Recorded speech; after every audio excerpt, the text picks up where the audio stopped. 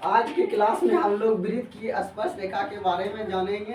एक वृत्त में कितनी स्पर्श रेखा हो सकती है, जब दो वृत्त हो तो उसके कॉमन स्पर्श रेखा की संख्या कितनी होगी, इसके बारे में जानेंगे। तो सबसे पहले हम लोग आते हैं वृत्त की स्पर्श रेखा। वृत्त की स्पर्श रेखा की परिभाषा है ऐसी रेखा जो वृत्त की परिधि को एक बिंदु पर स्पर्श करे उसे वृत्त की स्पर्श रेखा कहते हैं।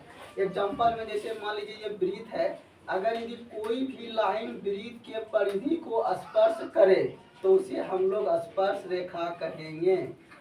उसके बाद आइए हम लोग की एक वृत्त में कितनी स्पर्श रेखा हो सकती है, तो एक वृत्त में अनंत स्पर्श रेखा हो सकती है। उसके बाद नेक्स्ट पॉइंट हम लोग याद रखेंगे, वृत्त की एक स्पर्श रेखा वृत्त की परिधि को केवल एक बिंदु पर स्पर्श करता है। उसके बाद हम लोग आएंगे दो वृत्त की कॉमन स्पर्श रेखा की संख्या। कॉमन मतलब होता है मिलना। जब दो वृत्त हो तो उसमें कितनी स्पर्श रेखा हो सकती है उसके बारे में आज हम लोग जानेंगे। उसके बाद तो हेडिंग क्या लेके आए, दो वृत्त की कॉमन स्पर्श रेखा की संख्या। जब दो वृत्त की कॉमन स्पर्श रेखा की संख्या निकालना हो तो उसके लिए क्या क्या कंडीशन है उसके बारे में हम लोग पहले जानेंगे। तो कंडीशन पहला क्या है कि जब दोनों वृत्त एक दूसरे से अलग हो, मान लेते हैं ये पहला वृत्त है और ये दूसरा वृत्त है, दोनों वृत्त एक दूसरे से अलग है, नहीं छू रहा है, तो एक स्पर्श रेखा ऐसे होगा, दूसरा स्पर्श रेखा ऐसे होगा, तीसरा ऐसे होगा, चौथा ऐसे। यानी जब दो वृत्त एक दूसरे को स्पर्श नहीं करे यानी अलग अलग हो तो उस स्थिति में वृत्त के कॉमन स्पर्श रेखा की संख्या कितनी होगी, 1 2 3 4। यानी कि कॉमन स्पर्श रेखा की संख्या कितनी होगी, 4। ये आप लोग याद रखेंगे। अब केस 2, जब दो वृत्त एक दूसरे को स्पर्श करती हो, यानी कि अभी अलग अलग था, अब क्या हुआ, जब दो वृत्त एक दूसरे को छूती हो तब कितनी कॉमन स्पर्श रेखा की संख्या होगी, तो एक ऐसे हो गया, दूसरा इस तरह से खींच सकते हैं और तीसरा इस तरह से खींच सकते हैं। तो जब दो वृत्त एक दूसरे को स्पर्श करें तो उस स्थिति में कॉमन स्पर्श रेखा की संख्या कितनी होती है, 3 होती है।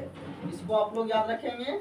केस 3, जब दो वृत्त एक दूसरे के अंदर हो, केवल अंदर हो, ये पहला वृत्त है ये दूसरा वृत्त है, दो वृत्त एक दूसरे के अंदर हो तो इस स्थिति में कॉमन स्पर्श रेखा एक भी नहीं है, यानी कितना है, 0 है। जिसको हम लोग चित्र में देख सकते हैं, कॉमन स्पर्श रेखा कुछ नहीं है, इसके लिए ये, इसके लिए ये, दोनों अलग अलग है। अब उसके बाद केस 4 है, जब दो वृत्त एक दूसरे को अंदर स्पर्श करे, यहाँ स्पर्श नहीं कर रहा है लेकिन यहाँ कर रहा है, तो उस स्थिति में कॉमन स्पर्श रेखा की संख्या कितनी होगी, मात्र 1 होगी। अब उसके बाद कुछ हम लोग पॉइंट याद रखेंगे।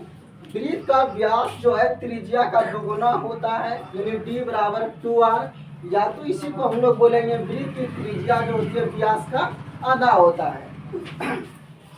उसके बाद हम लोग नेक्स्ट पॉइंट याद रखेंगे, प्रत्येक वृत्त एक दूसरे के समरूप होता है। समरूप का मतलब होता है एक न की, अपने भाषा में समझेंगे, समरूप का मतलब एक न की, इसका रूप एक न की हो।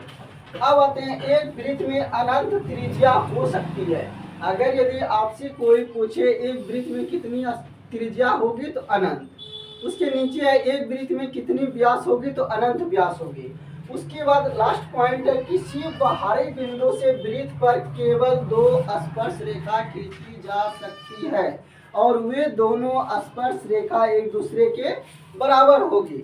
जैसे मान लीजिए ये कोई वृत्त है और ये कोई बाहरी बिंदु ए है, तो ए बिंदु से वृत्त पर केवल 2 स्पर्श रेखा खींची जा सकती है, पहला AP दूसरा AQ, जहां AP और AQ क्या होगा, बराबर होगा। तो आज की क्लास में हम लोगों ने सीखा कि वृत्त की स्पर्श रेखा क्या होती है, जब दो वृत्त हो तो कॉमन स्पर्श रेखा की संख्या कैसे निकालेंगे, कितनी होती है, इसके बारे में जाना।